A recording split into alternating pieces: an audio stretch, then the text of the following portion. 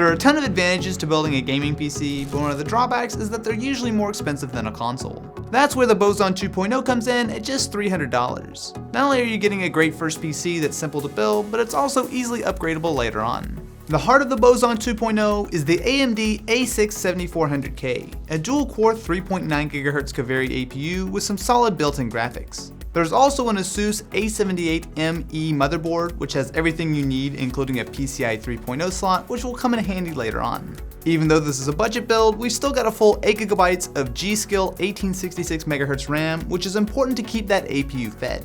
We've also got a 1TB Western Digital Caviar Blue hard drive to give you plenty of storage, and a 450-watt Rosewill power supply. This is included with the Rosewill FBM01 Micro ATX case, which is hard to beat for the money and wraps up the build nicely. Since we're working with one of AMD's Kaveri APUs, we've got a few cool features like true audio and mantle support, along with the easy ability to upgrade later on. You can add a graphics card such as the R7 to take advantage of dual graphics, or even go all out with something like a GTX 750 Ti. You can also overclock the 7400K if you'd like, just don't expect huge gains on the stock cooler. Of course, what's really important is how the computer actually performs. Jump into League of Legends and we're able to play at max settings at 1080p no problem. Minecraft is also totally playable at 1080p, although here you will want to turn down the render distance just a bit.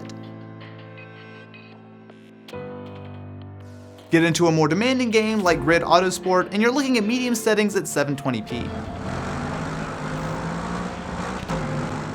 BIOSHOCK Infinite is also totally playable at 720p at medium settings.